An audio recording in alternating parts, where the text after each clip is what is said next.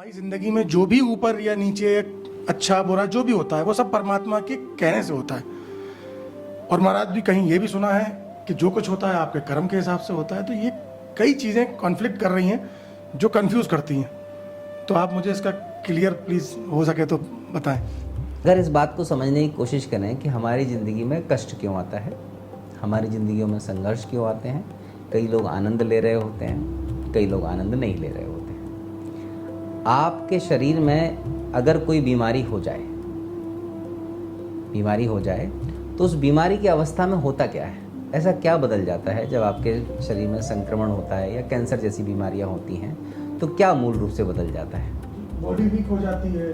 मूल रूप से तो कुछ बदलता है, वो ये बदलता है कि आपकी ही कोशिकाएं, जो कोशिका आप बिलियंस और ट्रिलियंस ऑफ सेल्स का कॉम्बिनेशन हो, आप कोशिकाओं का कॉम्बिनेशन हो जो एक साथ काम कर रही हैं, जो कोशिकाएं आपके पक्ष में थी वो विपक्ष में खड़ी हो जाती हैं। जो अभी नदी की धारा के साथ बह रही थी वो नदी की धारा के विरोध में बहना शुरू करने की कोशिश करती हैं। संघर्ष हमारी जिंदगी में बस वहां से उत्पन्न होता है। हम उसी नदी की धारा का हिस्सा है, हम उसी इंटीग्रिटी का एक पार्ट है, हिस्सा ही तो है। अगर हमारा शरीर में billions of trillions of life, एक एक कोशिका अपने आप में जीवन ही तो है। ये जीवन मिल के हमें बनाता है और ऐसे बहुत सारे जीवन घूम रहे हैं। ये सबको अगर इंटीग्रेटेड देखें तो क्या दिव्य जीवन की कल्पना नहीं की जा सकती?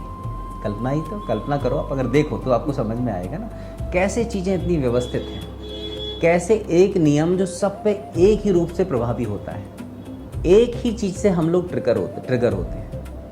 एक ही नियम के कारण आप यहाँ पे बैठे हुए हो, मैं यहाँ पे बैठा हूँ, आप यहाँ पे बैठे हो, आप यहाँ पे बैठे हो, नियम तो एक ही है।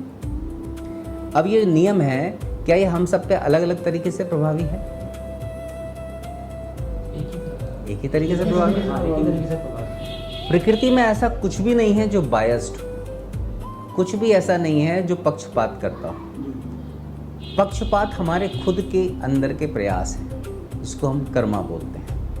अब प्रकृति जब निरंतर सतत चली आ रही है, सनातन है, तो हमारे अंदर के प्रयास भी द्वंद्वात्मक हो जाते हैं, एक दूसरे के विरोध में खड़े हो जाते हैं। जब हम प्रकृति के विरोध में खड़े होते हैं, वहीं से जीवन में टकराव, वहीं से जीवन में संघर्ष होना शुरू हो जाता है। प्रकृति के नियमों को अगर हमने सहज रूप से समझ लिया और प्रकृति के साथ स्थापित हो गए तो हम प्रकृति में एक हो जाते हैं, एक रूप होना शुरू हो जाते हैं। वहाँ से हमारी समझ की उत्पत्ति होना शुरू होती है। अगर हमने ये चीज़ देखना शुरू कर दिया कि परमात्मा एक है, तो परमात्मा से हम भिन्न नहीं हैं।